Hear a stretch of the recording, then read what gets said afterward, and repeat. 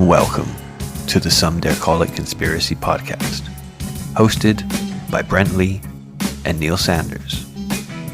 After nearly 20 years exploring the world of conspiracy culture, we are taking our guests and listeners on a guided tour of the rabbit hole.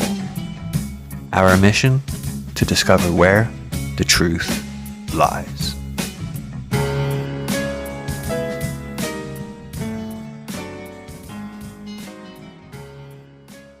Thank you for joining Some Dare Call It Conspiracy. This is a conspiracy podcast unlike any other, simply because the others are not presented by us. That's right.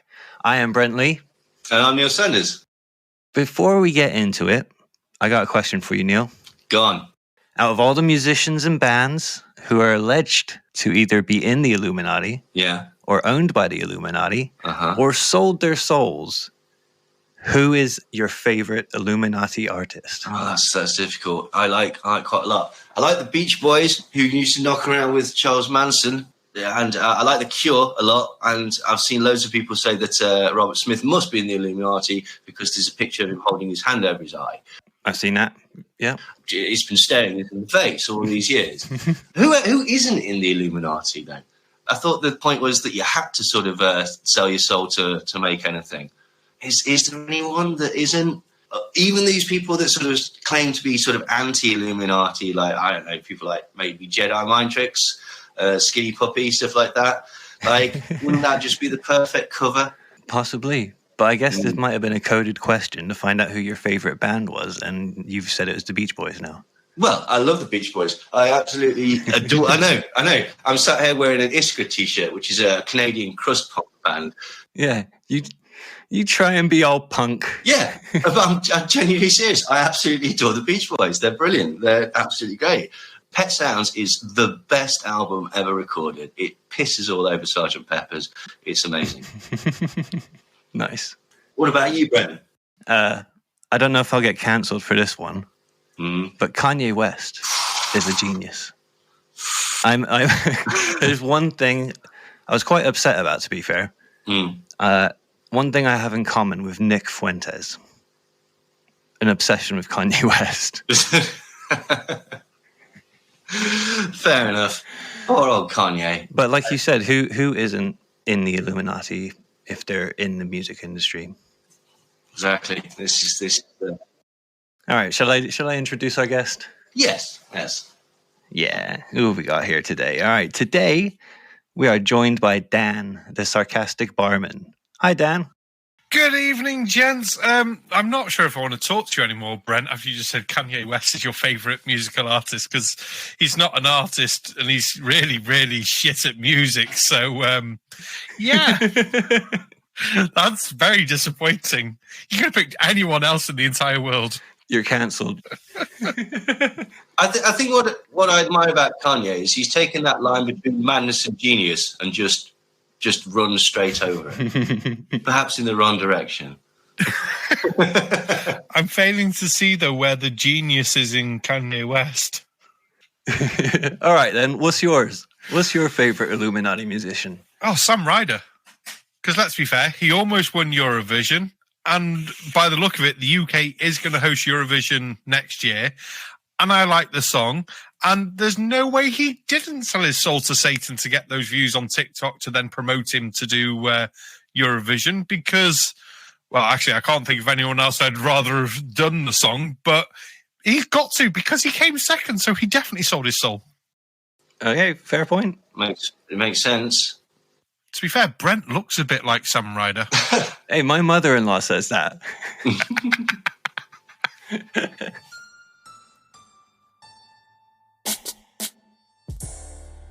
Yeah, so you've got a YouTube channel. Can you tell us a little bit about yourself? Yeah, I've got my channel, The Sarcastic Barman. I look at the general stupid you find on the internet.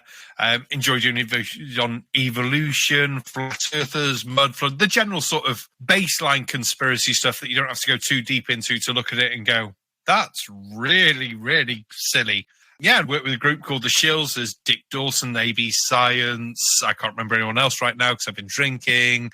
But yeah, they're a great group. Some fun videos. Amy, if I don't mention Amy, she's going to stab me. But yeah, and they do a panel show Friday, Saturday nights. They're a good laugh. Sunday night they do a sort of a girls' one get together. Thursdays they've been doing dates on Ukraine, which I should mention because it's pushed them past 4,000 subs at the moment, which is really cool of them. And then I set up my channel for nice personal reasons, and it's all fun.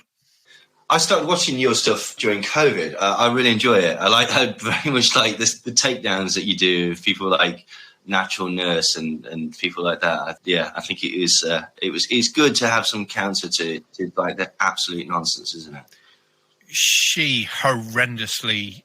Oh, I forgot to ask. Swearing? Yes, no. Yes. Good, because I'm definitely going to be doing major swearing. But she fucking boiled my piss and no fucking end, mate. Jesus Christ. She was one of the craziest, battiest bitches you will ever find on the internet. The sort of person who says, yeah, Botox is fine and I'm all good with that, but don't have a vaccine. The fuck is wrong with you, bitch?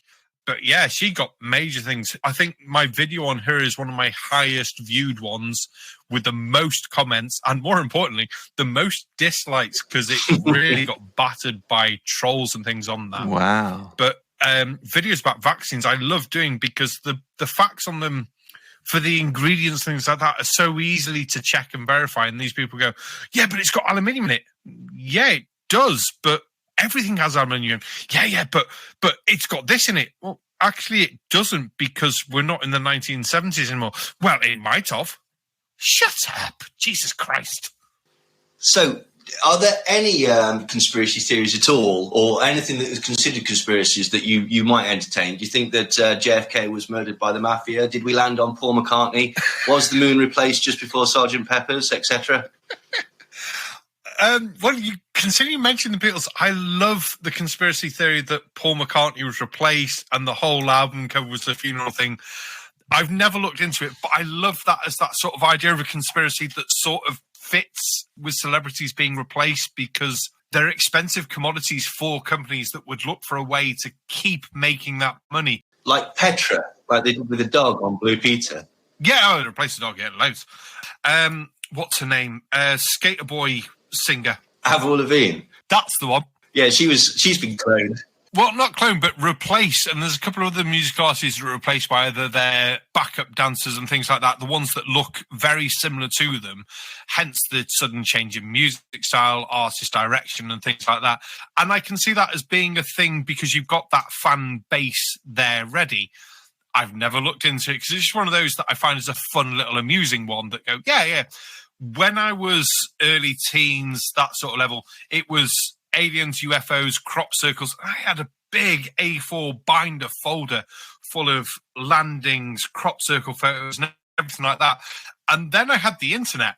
And then you go and check these things. You go, oh, hang on. Why are they using that same photo there as here? Right. What's the origin for this photo? And you find, that photo was debunked as a couple of guys in a field that did it with some boys. Like, well, that pisses on my bonfire. I still think there's aliens out there. Don't think they've come to Earth, but I still think there's aliens out there. Yeah, I'm with you on that. This is the thing, isn't it? Like, it's what we're trying to do again with this is this podcast is to look at the source. Mm-hmm. Like, it doesn't necessarily mean that the entire theory is bonk or whatever. But as you say, you want to find the truth. And like, that's the problem at the minute is that we've got the internet. You've literally got computers in your pockets. And like, people tend to just be far more sort of believing of things that they just want to believe nowadays, which is weird, really. Yeah, I want to believe Bigfoot. I want to believe in Bigfoot too. I could get behind Bigfoot. No, you couldn't. They're massive, mate. God's sake. Sorry. I do get worried, though, on the posts that you see on social media from people that are obviously, how to put this politely, fucking moronic that would require literally 2 seconds to check. You don't need to use Google. You can use other search engines, anything like that, and go through several different sources for the thing you're posting and find that it is bollocks. And it's the inability of people nowadays to do that reference checking. If you still have to go to the library to find these documents, you wouldn't just take the first book you picked up. You check 2 or 3 sources for it to make sure you're getting the information that you wanted, to make sure the information is correct. which I find is very lacking with a lot of basic conspiracies. The more in-depth ones where they actually do tie in certain events to each other, you go, yeah, right, you're onto something, but if you dig deep enough, you find it doesn't fade away, but it fades that sort of grey, and you're like, there's not enough there to support it. Hence, with like the JFK you brought up before, was he killed by someone else? The second shooter and things like that, your gun angles and things. Did they know beforehand? The one that is that sensitive subject that you don't want to bring up is, did the British government know about Pearl Harbor beforehand, tell the American government, and certain people in the American government kept that information back because they knew they had to have that war, but they also needed a reason to go to war. If they put the fleet out, the war never started and things would have changed. And the other one is the American number that you have to phone to get emergency help. Was there information about that was never put out because they wanted the ongoing effects, because they wanted to control the oil? So they're conspiracies that you can go, there's sort of that makey senseness in it. Yeah. Yeah, but yeah, the craziness comes out. That's very fair. Like, I think that's the best way to look at things, to be quite honest. Like, always be suspicious of stuff, but follow it through. Look at the actual source material, and don't let the wish be the father of the thought. Like, which is, a lot of people tend to reach a bit, don't they? Some of them reach so much they're going to fall over. We see that a lot more nowadays. Yeah, which is ironic because, as I say, you've got the access to the information should you know how to do it. But I think one of the skills that I think a lot of people don't have, and this is going to make me sound like a bit of an arsehole, but you should always think about this, is writing an essay. Like, literally having 3 points for an argument and 3 points against an argument, and trying to bash it out to see which side you might agree with. Anyone could do it, but no one can do anything if you haven't been shown how to, can you? And ironically, truthers bang on about problem, reaction, solution and say Hegelian dialect, but that's not even what it is. We should be employing a Hegelian dialectic to give answers to what it is we're questioning. Or to take that a bit further is to go, okay, this probably we get the concept of problem, reaction, solution. Where did this information come from? Who gave us this information? Have they got an ulterior motive in spreading what might be considered a conspiracy theory? Like, again, you need to go back to the source a lot of the time. Primary and secondary sources were one of the key things we learned about in history, GCSE and A-level, and looking at those sources and saying, right, person A has written this, we know he was alive at the time, but he wasn't at the site of event X. So he becomes a secondary source because he didn't eyewitness it, he's taken the information and things like that. Mm-hmm. And it does seem to be that a lot of conspiracies do rely on secondary sources, not primary sources, for the events and telling of the events, because they want that slight distinguishment. Now, eyewitness testimony is never perfect, and we can all agree on that. But it seems to be the idea of looking at sources has definitely been lost in the last 10 years or so of people going through things, and not just your conspiracy stuff, just anything in general that people will take, well, this news article said that. Yes. Yeah, but where's the news article got that information from? Well, they've got it from this Facebook post. Yeah. See, that's not a reliable source. You need to go through these. You look at the whole COVID thing over the last couple of years, and people are relying on people that have got no medical training or no relation to do this. And I spent so much time going through NHS websites, actual statistical websites, to get the figures, and they are the best source available to me as a lay person to go, yeah, these many people from this, these many people from that, blah, blah, blah, blah. So this is the figures presented. And then you get another person going, well, no, it's twice that many people were harmed, or not that many people were. Where are your numbers? Oh, it's this Facebook post. Like, for fuck's sake, just have some integrity in your claim. And that is the most important thing that these people can do is to have integrity in their claim. Absolutely, man. No, you're spot on. This is the point. Like, and again, this is especially why we do the format that we do this show in, to give the conspiracy theory a fair whack, but to actually examine the sources and to appraise the evidence. Because, as we've said before, everyone says question everything, so let's actually question everything. What are we questioning tonight? No one actually told me. Also, I'm still waiting for my 10,000 Furbies that I've been promised for payment for this. Neil hook you up. Yeah, it's definitely on its way. Good.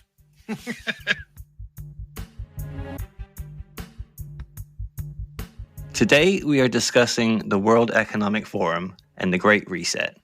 We'll be going over the history later, so for now, let me just give a quick overview of what we're discussing. The World Economic Forum, or WEF, was founded by Klaus Schwab, a German-born engineer and economist.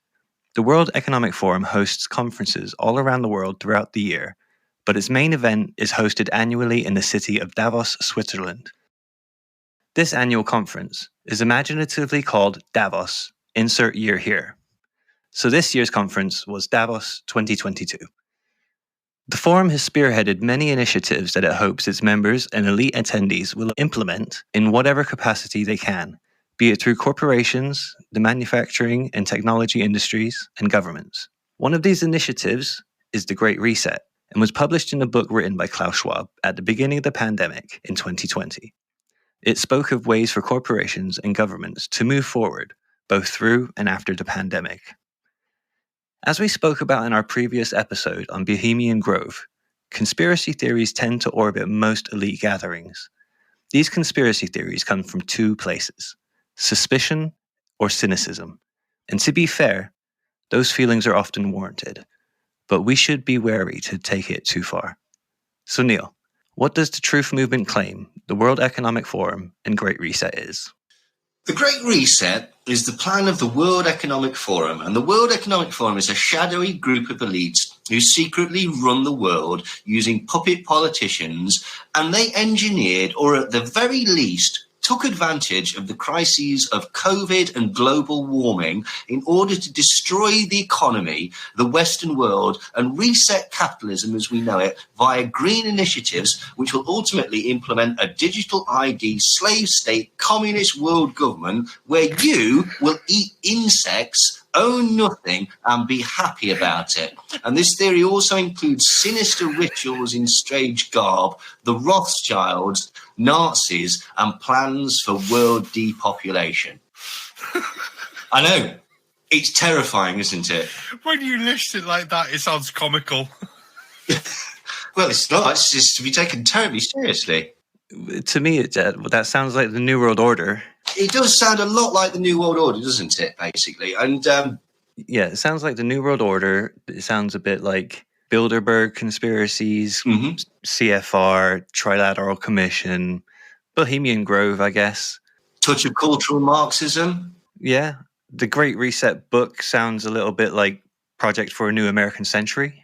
Yes, very much so. I mean, in the theory, the book and certain other documents that have come out of the World Economic Forum, the book which was written by Klaus Schwab, that and the Fourth Industrial Revolution, these are seen within the theory as basically manifestos. These are the policies. These are literally what the World Economic Forum wants to achieve, laid out before you, brazenly, absolutely brazenly telling you that this is the future that they've got in store for you, and there's nothing that you can do about it. And that's where the theory comes from. I've heard some bits about this because I thought, right, I've got to do some prep for today. I spent an entire hour, a whole hour of my life on YouTube trying to get more information about it, but trying to get the right sort of information. I thought, right, we'll start with Google, we'll find reading results and things like that. And the reading results are so all over the place and spotty here, spotty there, spotty there. It looks like a Jack Pollock fucking painting. It's fucking ridiculous. There's no sort of actual thing. So I thought, right, hang on. We found the actual World Economic Forum website. We'll go to there. That's just as fucking bad to find anything on that website. It's a fucking piece of trash. I went through and the video said, do you want to watch me again? I thought, I've never been to this website before. Why would I want to watch you again? I've not watched you once. Jesus Christ. So I was like, right, we'll go through some YouTube shit. And that made me fall off the bar stool laughing from the inconsistencies and that. I was like, the actual fuck is going on? So I thought, you know what? I give up. I'm going to wait for you to tell me about it. The only thing I like from what I've heard is that you'll own nothing and be happy. Oh, no. Because the main thing is being happy. I'd be happy if I owned nothing and people gave me the shit to just be happy. I'm like, yay, I'm happy. Well, that's been interpreted by the conspiracy, by the truth movement as you'll eat that and like it. It's not that you'll be in a state of happiness; it's that you'll have no alternative. Is where the theory lies. Well, let's dive in and see where it takes us, shall we?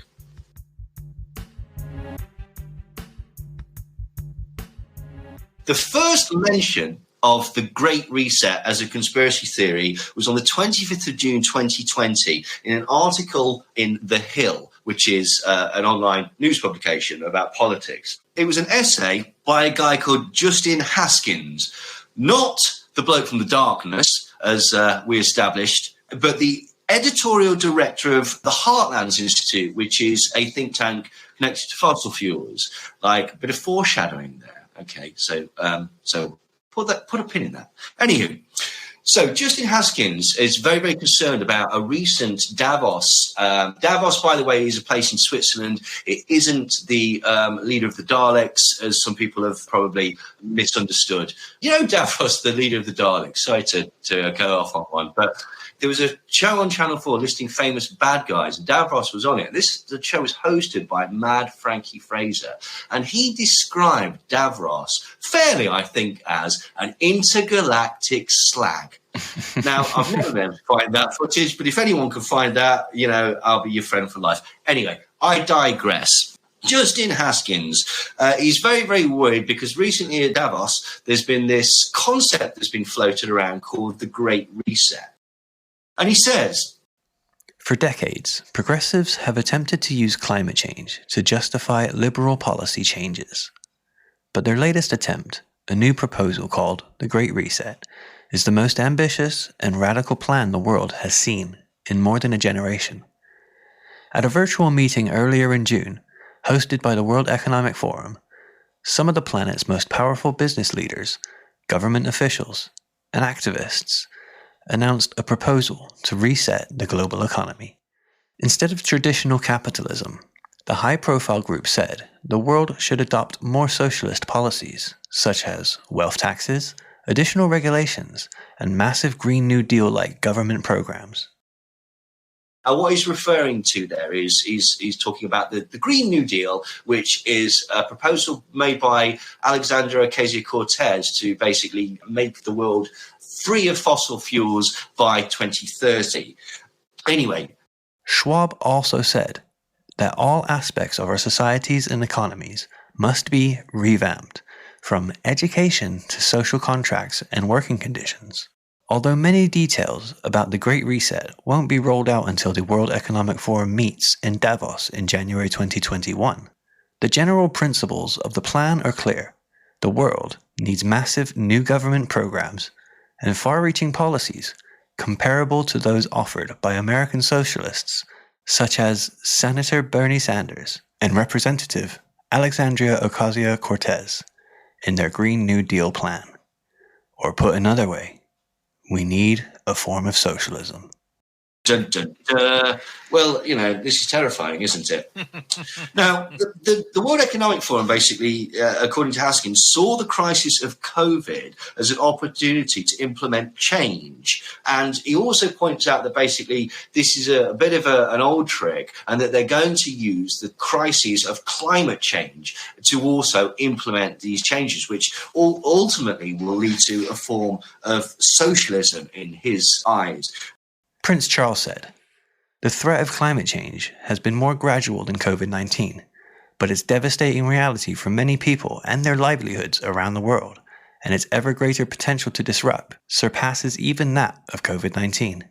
Now, Haskins is concerned about this, and he says, Of course, these government officials, activists, and influencers can't impose a systemic change of this size on their own, which is why they have already started to activate vast networks of left-wing activists from around the world, who will, throughout 2021, demand changes in line with the Great Reset.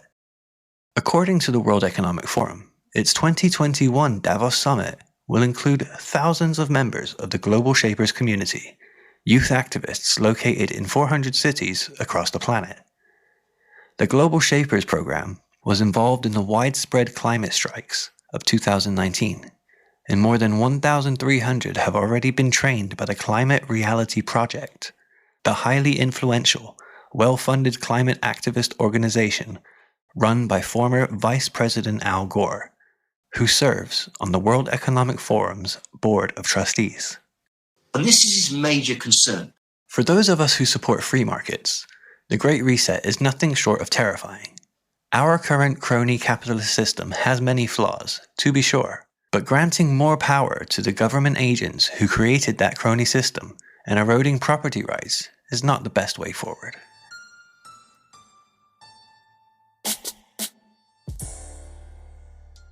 And that was the first time that anybody had ever heard of the Great Reset. When it first came out, the conspiracy theory, it needed a couple of hits because basically it fell in line with the George Floyd murder. And so the internet was more awash with the argument between people who think that it's not okay to kill people, just because of the colour of their skin, and people who thought that that was a front to free speech in some way.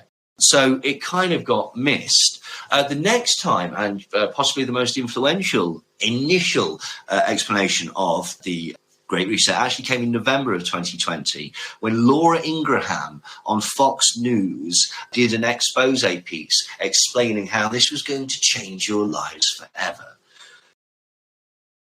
But your idea of normal isn't what the global elites have in mind on the other side of this pandemic.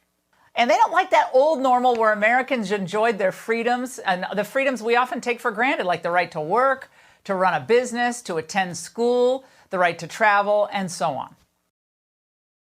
Because for them, individual liberty must always be sacrificed for the greater global good. And since last spring, powerful people began to use this pandemic as a way to try to force radical social and economic change across the continents. She then quotes Bernard Looney, the BP CEO.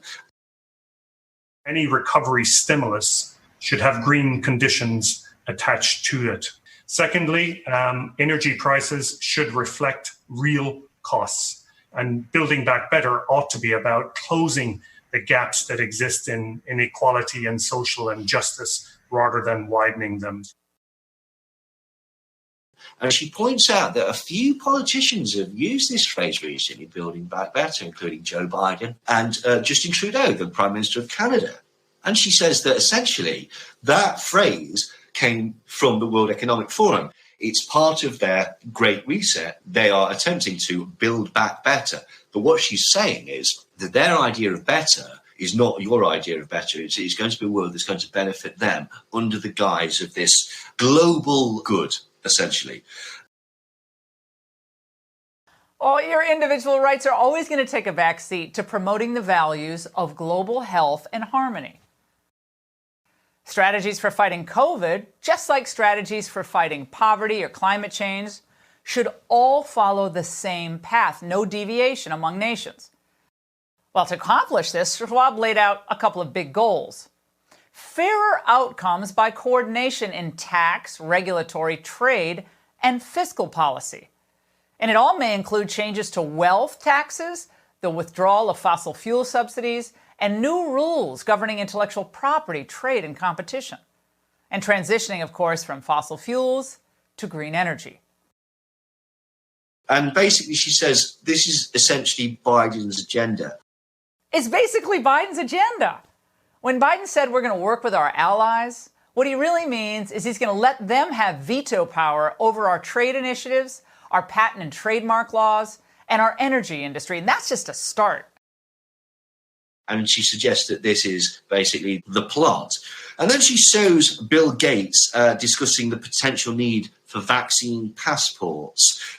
Eventually, what we'll have to have is certificates of who's a recovered person, who's a vaccinated person, because you don't want people moving around the world where you'll have some countries that won't have it under control. And she talks about essentially the need for mandatory vaccines and implies that it's all part of the same plot, that the Great Reset is going to build back better, but ultimately it's going to reduce all of your individual rights, from copyright law to being able to choose where you want to work. And Biden's completely on board with this, because essentially this is the plot, to mechanize people through mandatory vaccines, mandatory digital IDs showing that you've had these vaccines. And this is apparently all contained in the manifesto of the World Economic Forum, which is called the Great Reset.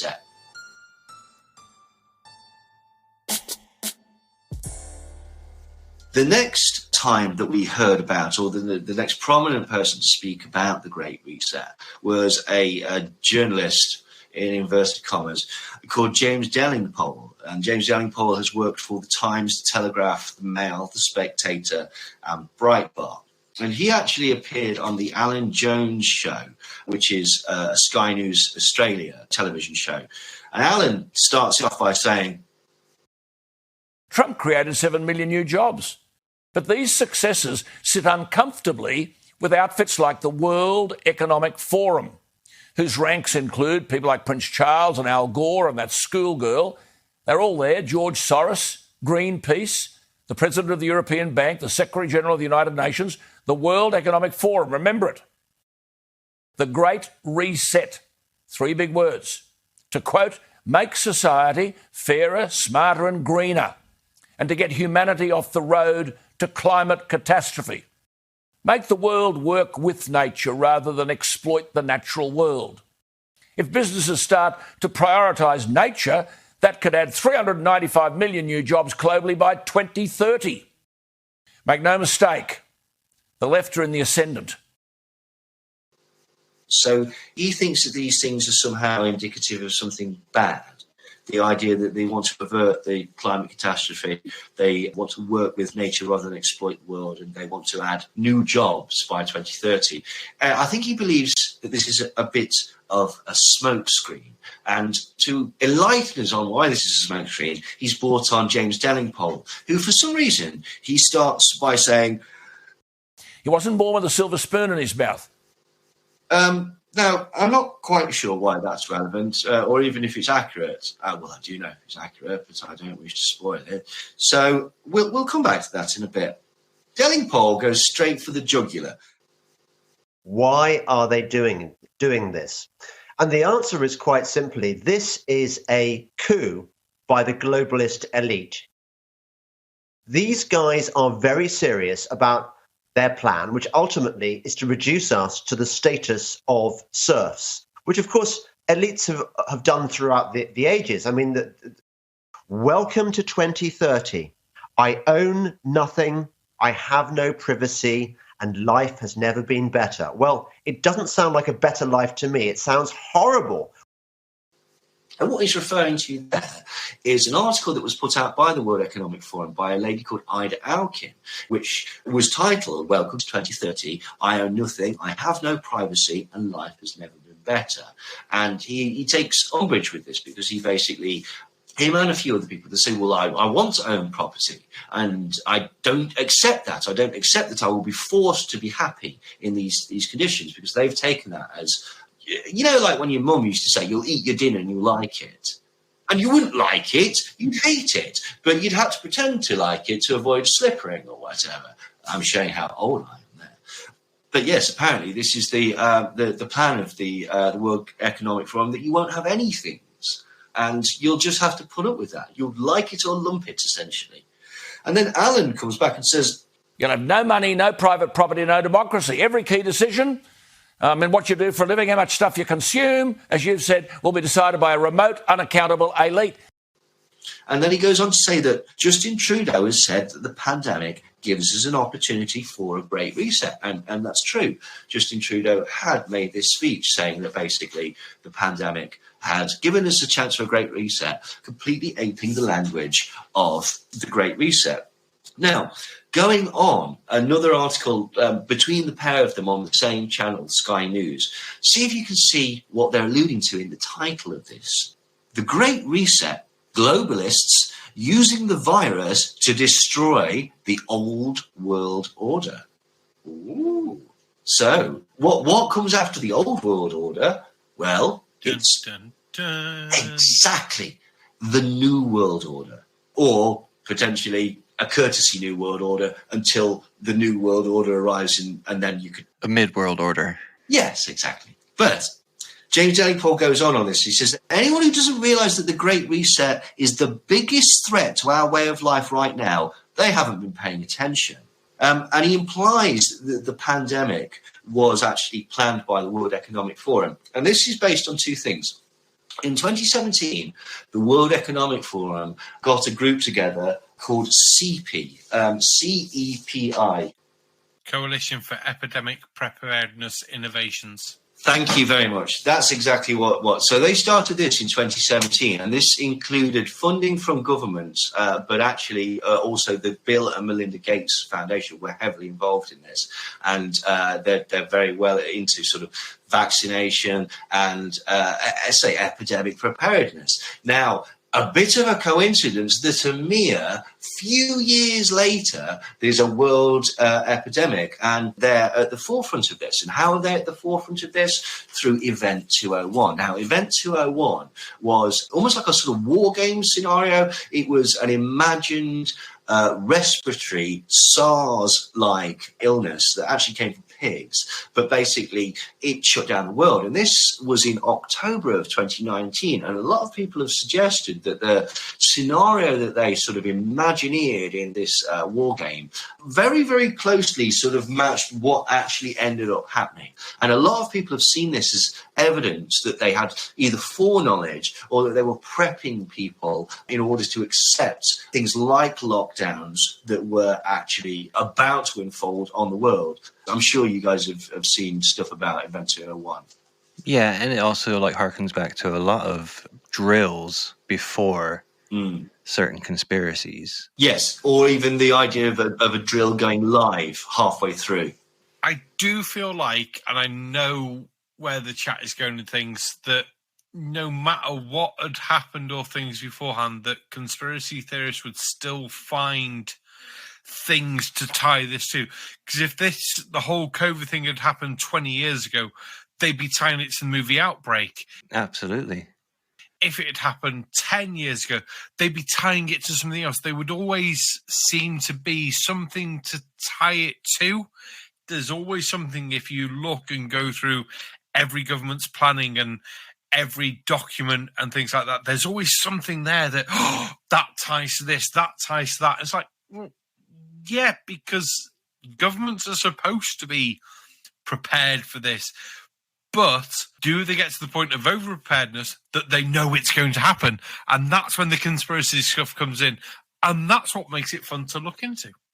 Absolutely, absolutely. But Delingpole takes that a step further. He implies that basically this is solid gold sort of evidence, or he heavily implies it. He basically says that this is evidence that they knew what was coming, and maybe even engineered it in order to implement this terrible system that they want. And he says that when you hear the phrase "build back better," I've heard it from Boris Johnson, I've heard it from Biden. This is a code phrase for the great reset of our lives, because their belief is that the old world is broken. And they are talking about us not owning property anymore. We won't own anything. This is a takeover by the technocrats. And he doubles down. He says, I urge anyone that thinks this is a conspiracy theory to do a bit of background reading. The Great Reset, combined with UN Agenda 2030, is a complete transformation of our society on lines that I would call communist or fascist. I mean, frankly, what's the difference? We'll come back to that in a bit. Anywho, he then promotes his podcast with Mike Eden, on which they say that the government is lying about the pandemic, and he says that essentially the pandemic is over. This was in October 2020, by the way. And by this time, according to Mike Eden, we'd all achieved herd immunity.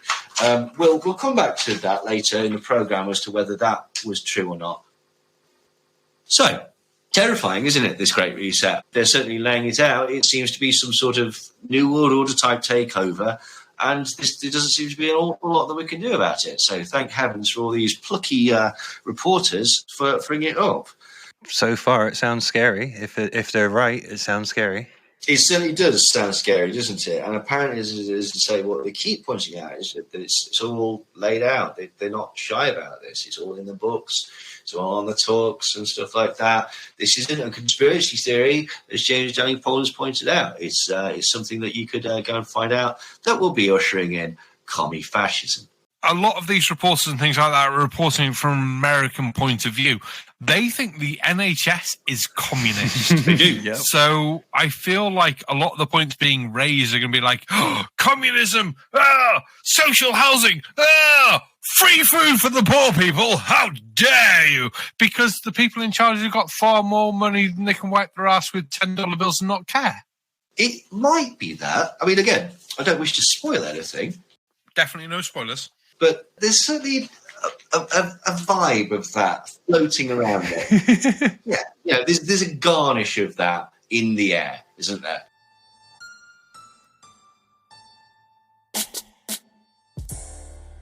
So the next person that and I don't know whether this feeds into that notion, but the next person that I saw talking about this was Candace Owens speaking with Tucker Carlson on Fox News.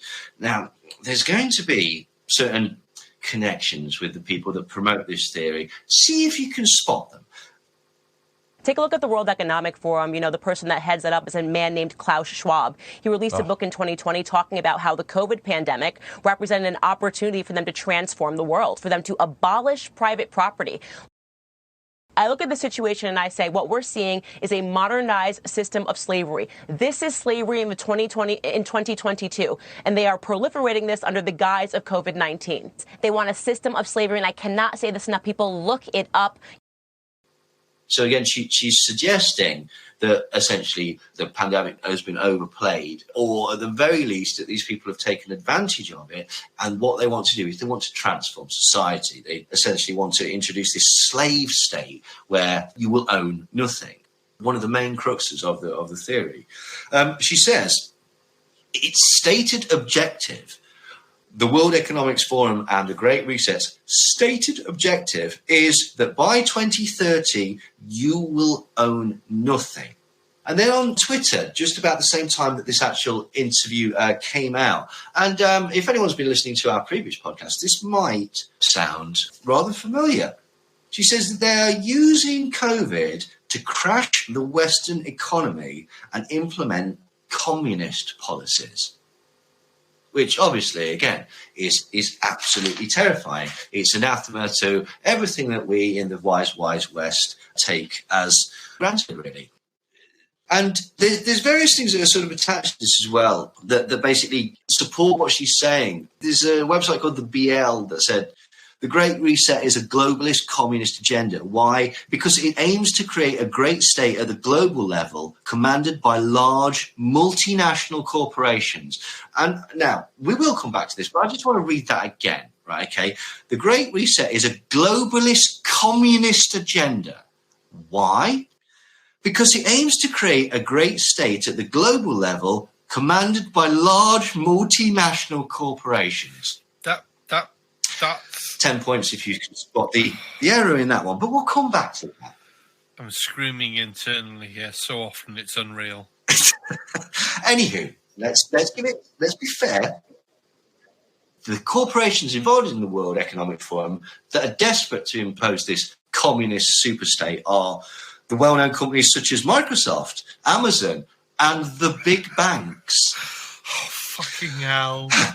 And again, basically, people like Sky News host Corey Bernardi says that the Great Reset is socialism on a global scale. And again, all these people basically cite, Trudeau's use of the phrase "the Great Reset" as evidence that he's essentially an acolyte to this communist world system.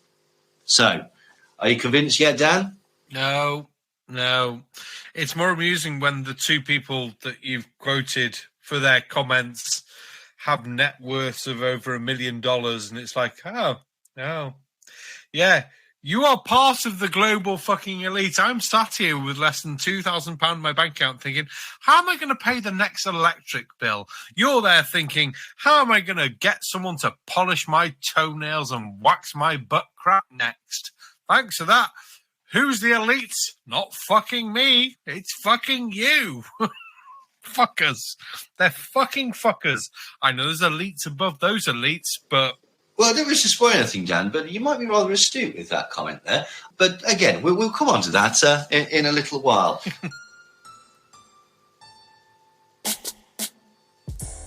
The next person that really got their dander up about the Great Reset was Glenn Beck.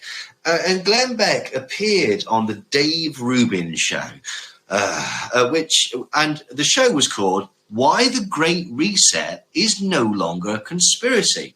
And they point out that the first and most important thing that they point out on this is that Klaus Schwab looks a bit like the Emperor from Star Wars. Fucking hell. If that's the angle that they're going to do. And they're referring to this. There's a very strange picture of Klaus Schwab in sort of leather garb. He looks like he's in a sort of heavy metal video or something. And this is the picture that they're talking about. He's got sort of like a triangle breastplate and big sort of like shoulder pads like Grace Jones might wear. And it's all sort of like leathery and like, you know, so it's like Grace Jones does Judas Priest, essentially. Yeah, it's a bit like a baddie on Star Trek. Very much like a baddie on Star Trek or, you know, something like that. He looks a bit like Davros. Does he sit about in a wheelchair all day scheming? It's more insidious than we thought, Dan. Right, anyway. So, Glenn Beck goes on. He points out... The scariest to me is Soros. He has, believe it or not, kind of the least to do with the actual verbiage in the book, but he is the guy who started the WEF with Klaus Schwab. Klaus is the guy who is really pushing it, but without Soros, there wouldn't be a place to push it, and without Soros, it wouldn't be being pushed. He is a huge force. The other one is Joe Biden, who has bought into this 100% and is on the road to transform not just America, but the entire Western world in ways that will affect your life that you can't even imagine yet. Everything is about to change. How I eat, how I dress, what I say, how I pick my job. Do I get to pick my job? My kids in school, they're going to be fast-tracked. Will they get to pick their own career? Everything is changing. He also says that ESG scores are because of the Great Reset, and he applies that ESG scores will be applied to people in the future. Now, what an ESG score is like environmental social governance score. And it's a suggested rating for businesses to basically show how environmentally conscious they are, how sort of damaging they are to the social strata around them, and how much their governance, which is essentially their policies and how they run their company, is tied into being environmentally sound and looking after workers and stuff like that. So is this like a health and safety rating that you get outside like pubs and restaurants and such? It's not dissimilar to that, but it's based on sort of carbon footprint and measures that you're taking to reduce that, and looking at cleaner energy and how you handle your waste and things like that. But it's a suggested thing. It's not like a sort of universally adopted thing. It is a rating system that some businesses are applying as sort of it's a way to make them more attractive to shareholders and stuff like that. But he implies that this is because of the Great Reset, and that sooner or later this will be applied to people too. And he says in China, there's a device that's on your phone. He says that in China, you have to have your phone on you at all times. It's illegal not to have your phone on you, and your phone is essentially your ID card, and it's tied to everything.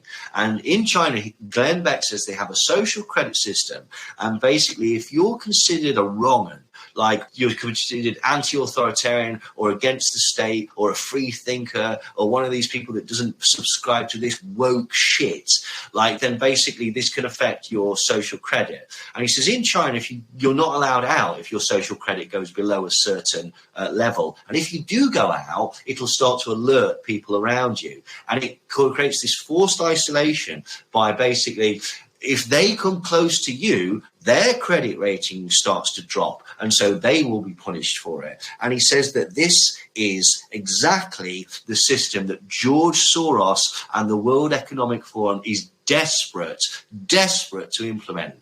And the way that they're going to do this is through the vaccine passports, which he says that Bill Gates is absolutely cuckoo for and thinks is the best plan since sliced bread. But Glenn has a method to fight the Great Reset. He says that the best way to fight the Great Reset is to ban ESG scores for companies. That's it. That's what he says. That's the best way to stop this attack on our liberties, our attack to sort of own property. Is that because it's like a gateway drug to this credit system? Yes, that's potentially what it is, because I suppose if you don't have them for companies, you won't have them for people. Okay.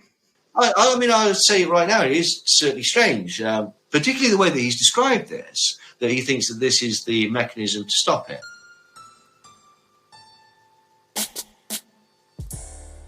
The next person, oh, good God. The next person that spoke about the Great Reset was Paul Joseph Watson. The first time that he mentioned it, he was talking about being forced to eat insects. He said that the Great Reset is about enacting a drastic reduction in living standards for the plebs, which will force them to put bugs, weeds, and sewage on the menu, whilst the Davos elite continue to feast on the finest cuisine. That sounds horrible, doesn't it? It does. What I would say, though, at an elite restaurant, you would probably have that stuff on your plate. I don't know. Maybe not the sewage. I don't know. Heston Blumenthal. Yeah, Heston Blumenthal. Here's one I can offer for my years in chefing and things like that. That a lot of the big dishes that you see nowadays on menus, so your stroganoffs and things like that, traditionally made with the cheap cuts because they were peasant dishes. And yet they're the dishes you go out and say, oh, steak stroganoff on the menu with a nice rice and the sauce and things like that. They're cheap dishes because you cook them all day. They're the things you take the time over because you cook them all day, because you're in work all day. Not because the cuts are cheap. Yes, they're cheap. But because you put one in the morning, you fuck off to work and you come back 8, 9, 10 hours later and it's ready as a meal to eat as a sort of stewy broth. And you go, yeah, oh, this is lovely. The meat's so tender. Yeah, because it's cooked 12 hours. That's a fair point. But in his defence, like, Paul Joseph Watson has not always been the most judicious of people. Well, like recently a recording came out, I'm sure we can find it, where he suggested that if there was a button where he could remove Jews from the planet, that he might do that. I don't know whether that taints your sort of opinion of whether he's, got all his shit together. But anyway, let's give him a fair whack. A fair whack. Anyway, so the Great Reset, mastermind Klaus Schwab, suggests a number of draconian measures for controlling the population under the umbrella of the Fourth Industrial Revolution, including risk assessment, brain scans to cross borders, and implantable chips to read people's thoughts. Now, to explain what the Fourth Industrial Revolution is, Klaus Schwab says, and it's not just him, it's a thing, it's an established thing. The next industrial revolution will be a mechanization of AI and robots and remote learning and things like that, computer learning. And we've already started to see it like in stuff like, say, Teams meetings. That's remote, the use of technology in order to negate the need for an office. We see things like Alexa, say, or chatbots. And this is an extension of the Third Industrial Revolution, which was basically robots and mechanization in factories and stuff like that. And stuff like this. Yes, it is very much stuff like this that we're recording this on now. A few years ago, this platform wouldn't exist. This is the stuff. If you explain this to a person in the 80s, they'd put you away, Brent. Like, it's madness. Like, because of this acceleration in technology, the suggestion is that sooner or later, a lot of jobs are going to become obsolete, and there's various ways that this could go. This is the concern of Paul Joseph Watson, apparently. The flip side of it is certain things like this in 2019, you'd go, yeah, that seems reasonable in the next 8 or 9 years. And then certain events happened that accelerated the development of things like this and changed the working from home environment. No, you've absolutely nailed it, mate, because that is essentially the excuse, according to all these people in the theory, said that all of these things were happening anyway, but COVID gave them the opportunity to accelerate these things. And that's why they think that they basically either hyped up COVID or very much invented it and sort of invented the lockdowns and all of these things so that this technological advancement could sort of go galloping forward. And the point that their theory is trying to make is that basically all of these things that seem to be sort of nice and helping us out in crisis are actually the sort of carrot before the stick of this takeover of communism, where basically if you can convince somebody to say work from home for the sake of a pandemic, you can convince people to give up all their possessions and start eating insects just to save the planet. And this is basically what Paul Joseph Watson is concerned about. And he says, Great Reset isn't just about restructuring the economic system, implementing a Green New Deal, making more jobs automated and lowering energy consumption and living standards. There's also a policing aspect to the agenda. He quotes from a book. He says, as capabilities in this area improve, the temptation for law enforcement agencies and courts to use techniques to determine the likelihood of criminal activity, assess guilt, or even possibly retrieve memories directly from people's brains will increase. And that's taken from one of Klaus Schwab's books, and Paul Joseph Watson is trying to imply that this is essentially part of the policy of the Great Reset, that this is what they want, implantable brain chips, being able to scan your memories to see if you've done any crimes in the past. And he's very, very worried about that. I feel like the technology for scannable brain chips, scan your memories is... I like my sci-fi stuff, and I like looking at things that are saying, oh, they're pushing the envelope of sci-fi with this new invention. And I go, well, it's not really, though, is it? And then you see the odd bits that are, they go, oh, NASA's developed a warp bubble. And I think I saw that about 5 years ago, saying, you're a shit article. And you still go through all this shit and you go, nothing there is even thinking of scanning people's brains, because even the crazy people know, yeah, you're not getting that far yet. I mean, maybe they are, but no. It's all hidden in Area 51, Dan. Well, I want to know, if that's in Area 51, what the fuck's in Area 52? I believe it's a car park. Oh, okay. to service. It's got a shuttle bus that goes to Area 51. You know, the thing that gets me about Area 51, right, okay, that no one ever seems to pick up, it implies that there's at least another 50 areas that are equally as secret. Like, where are they? No, you're missing the more important one. Area 51 is apparently this secure, super secretive thing that everyone fucking knows about. So, really, it's not super secretive and things like that. Everyone knows that the flights take off from Vegas and go to the airport for the commercial workers, that people drive in through entrance X along highway, whatever. And you go, yes. So we know everyone who's going in. We know everyone who's flying in. That's not super secretive. The more super secretive thing is who's working in the secret base in Antarctica just along Charles Point or whatever like that. I can't remember the area. In this area that is just like, yeah, no one goes there and no one's allowed to go there. And then that reflects on the flat earth shit. And then it's all crazy. And then everyone takes drugs. And then we have that big orgy. Oh, wait, I'm thinking of the wrong party, aren't I? Not necessarily, Dan. Let's see how it goes. I don't find either of you attractive. It's fine. So Paul Joseph Watson, and he's talking about the book here, he says, he also makes it clear that implantable microchips will be the cornerstone of a transhumanist agenda that will merge man with machine. He says that today's external devices, from wearable computers to VR headsets, will almost certainly become implantable in our bodies and brains. And active implantable microchips that break the skin barrier will change how we interface with the world and force us to question what it means to be human. And so they show that as evidence of a transhumanist agenda, that basically part of this great reset is to, mechanize people through digitizing IDs and implantable microchips, apparently. The other thing that a lot of people are concerned about is a passage in the book that talks about airports and saying that perhaps the airports will have to be empty and perhaps planes will have to be reduced in their capacity, and the IDs and stuff that you might need in the future to get on these planes. So that is something else that people are very concerned about. I love the idea of a microchip. What, in the back of the hand or something to pay for stuff? Yeah. Oh, 100%. I am the most useless person when it comes to remembering to take out my bank card, ID, passport, anything like that. My car keys, half the time I can never find my car keys or my phone.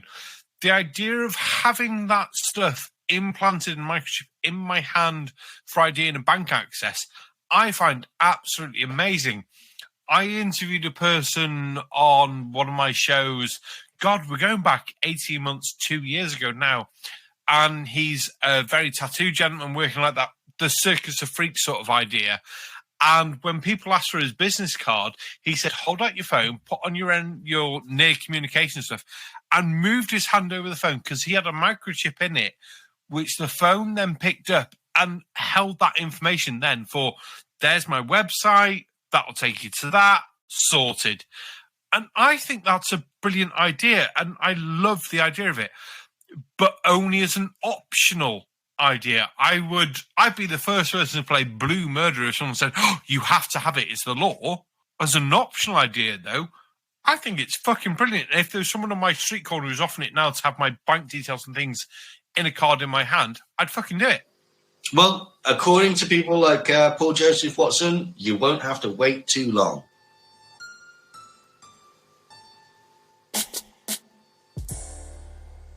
So the final person that we looked at is Ben Shapiro, and he put out a video called Why You Need to Care About Klaus Schwab and the WEF. And he points out that although he himself, Ben Shapiro, is elite, but he makes the distinction that he's elite, but the World Economic Forum are elitists, and they want to rule the world and tell you how to live. This is Ben Shapiro, who thinks that if you're not religious, you're going to go to hell, and if you're gay, you're definitely going to go to hell, and he won't even go to your wedding because he thinks it's a sin. He's worried about elitists wanting to tell you how to live. Anywho, we'll come back to that. He says that basically capitalism, as it is amazing, and he says that it's evolved over time, and it's obviously the best system because it's the system that we've got, and it shouldn't be changed. But that the World Economic Forum wants to completely remake the system. He shows this clip of Klaus Schwab, and he points out that he's got a very thick German accent, almost like a Bond villain, and he mimics it in a way that some people might see as a bit sort of racist. But he basically says that Klaus Schwab says that the future is being built by us. And then he sort of highlights this by looking into the camera and putting on the accent of Klaus Schwab and going, you will obey. And so, oh, bloody hell. Klaus Schwab says that a better economy is possible. We need to reimagine capitalism to do it. And Shapiro says that by reimagining capitalism, he means that he should pick the winners and the losers, and he should be able to dictate the rules of the game. And Shapiro says, capitalism is not a system that was designed. It's a system that arose over the course of centuries to allow people to keep the fruits of their own labour and then freely trade their own labours. So, capitalism just sort of developed, it matured like a fine wine. It developed over time because that's obviously good. Anywho, he says his big concern is that the World Economic Forum promotes stakeholder capitalism. And he says that stakeholders basically mean Klaus Schwab's friends. Now, to explain what stakeholder capitalism is, it's basically shareholder capitalism is a system whereby you are beholden to the shareholders and the direction that the shareholders want to do, and you're all about profit. Stakeholder capitalism is a system whereby you are concerned about all sorts of other things, like the impact that your company has on the environment, or how well you treat your employees. And the idea is that through stakeholder capitalism, you actually sort of get a better result and a better profit by caring about these things. So the best analogy that I've come up with this is, as in all things in life, best analogy is to be taken from television programs about drug dealers. So shareholder capitalism is very much like The Wire. Now, I don't know whether you've seen The Wire, but they're drug dealers in Baltimore, and they basically roll upon a corner and they say, this is ours now. We don't care about who lives here, and if you try and oppose us, we'll kill you. And basically, we're all about the profit, and that's all that they're bothered about.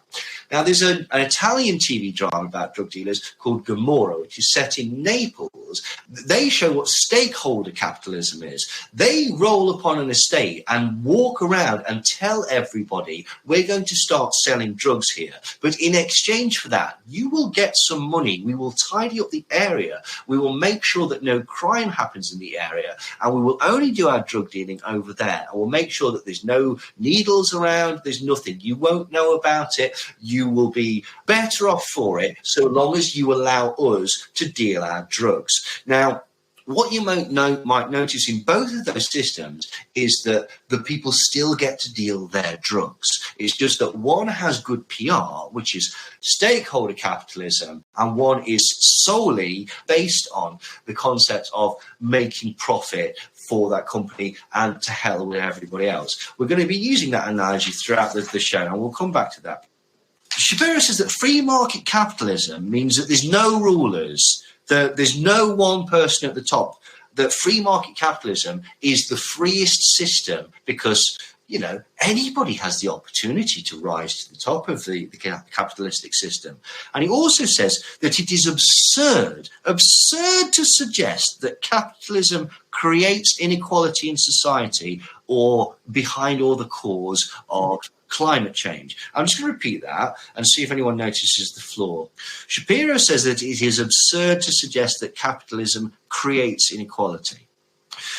Anyway, Klaus Schwab says we need stakeholder capitalism metrics, not financial metrics. Disclosures should be added to companies' annual reporting, making it possible to measure their progress over time. Doing so might include asking questions such as, what is the gender pay gap inside your company? How many people of diverse backgrounds were hired? How many people were promoted? What progress has been made to reduce greenhouse gas emissions? How much did the company pay in taxes globally? What did the company do to hire and train employees? And so this is basically what Klaus Schwab is advocating as the system of stakeholder capitalism. And again, Shapiro interprets this as top-down control. He says that the World Economic Forum wants to curtail free speech, and he shows a clip of Julie Inman Grant talking about the internet and the right to free speech versus the right not to be harassed online.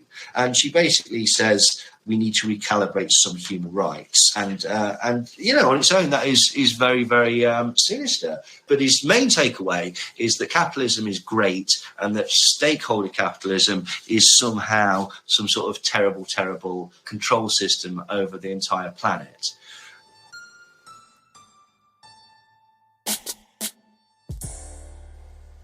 There's just a few more. One of the things that people are worried about is this concept of the young global leaders. There's a quote where Klaus Schwab says that he's going to be able to penetrate the governments. And he's being interviewed by David Gergen. I know this name. Nobody's picked up on that. Yeah. We know it. We've listened to our last show. David Gergen is the person that went to Bohemian Grove. He's the person that was ambushed by Alex Jones in the famous Have You Ever Done the Ritual interview. So this is a Bohemian Grover interviewing Klaus Schwab. Now, another thing about Klaus Schwab that is rumoured is that he's a member of the Bilderberg Group. So not only is this the World Economic Forum, but it's essentially a Bilderberg member being interviewed by a Bohemian Club member. And he says, there are two countries where the young global leaders have emerged. Tell us about that in terms of the governance. And he says, yes, this notion to integrate young leaders is part of the World Economic Forum since many years. I have to say, when I mention our names like Miss Merkel and even Vladimir Putin and so on, they have all been young global leaders of the World Economic Forum. What we're very proud of is the young generation like Prime Minister Trudeau or the President of Argentina and so on. So we penetrate the cabinets. Yesterday, I was at a reception for Prime Minister Trudeau, and I know that half of the cabinet, or more than half, are young global leaders of the World Economic Forum. The thing that they're concerned about there is they're saying that we penetrate the cabinets. And what young global leaders are people who are sort of inducted, according to the theory, inducted into the World Economic Forum, almost like shock troops that are sent out there and almost seeded into political office in order to give a favour to the World Economic Forum and to spread its Great Reset philosophy. And so he says, so we penetrate the cabinets. And he points out that Prime Minister Trudeau and Vladimir Putin were these young global leaders. So that is something that people are quite concerned about. Another thing that people are concerned about is the idea that Klaus Schwab is a Satanist. And this is based on three things. One, the thing that we discussed earlier, the sort of freaky Cenobite costume that he seems to be wearing for no good reason. Two, the fact that Build Back Better is 3 Bs, and some have interpreted this as a coded 666 because a B is very much like a 6. Furthermore, the World Economic Forum, the logo has a sort of curve going through all the circles, so there are 3 circles with tails going off them, which also could be considered a symbolic 666. Wow. Furthermore, and worse than that, according to some people, is the suggestion that Klaus Schwab might be a Rothschild. You see, his mother, Marianne Schwab, who fled to the USA in 1939, her maiden name is Rothschild, and she's the daughter of a banker named Louis Rothschild. And a lot of people are very, very concerned about that. The other thing that they're concerned about is that his father was a Nazi who ran the company Escher Weiss, and they used slave labor to produce flamethrowers and other equipment for Nazi Germany. And some people have interpreted this as basically genetic evil. And this is proof that obviously the Great Reset is some sort of commie Nazi takeover. Oh God! No, sorry. I've literally been broken by the idea of a communist Nazi. Well, you know, that's how insidious this plot is. Like, they'll go to any lengths. That is literally wetting my pants because the ideas are so opposite. Does that make him a lizard? A Nazi lizard. Well, he might be a lizard. I don't think it's been confirmed, but it would fit. It would fit a Nazi communist. Nazi communist Rothschild lizard. Exactly. But what a lot of people are also concerned about is that there seems to be photos of Klaus Schwab wandering around in lingerie on the beaches of Florida with his lad out, looking very, very strange and like he just sort of stepped out of some sex party. And have you seen it, Brent? Yeah, I've seen that. Have you seen that before? I have. It's come up on other things, and it's still like, yeah. I couldn't say it wasn't him or it was him because the resemblance is too uncanny. But at the same point, I don't care. He's not a member of parliament. He's just someone with a lot of money who works for an economic group thing that says, here are ideas. Why don't you look at our ideas and go, yeah, no, because you wear suspenders. Or, yeah, they're good ideas. Or, no, you're bold. I don't like your ideas. I don't like ideas from people who don't have hair. I don't care. It's take the ideas for the idea's worth, really. But, meh. I wouldn't walk out looking like that. I mean, I don't have the body for it at, what is he, 74, something like that? If my stomach was as flat then as, well, it's not now, but still. We've actually bothered to find out whether it is him. And, we're going to leave that, I know marketing. Like, we're going to tease you for a little bit, but it will be revealed, like, in due course, I promise.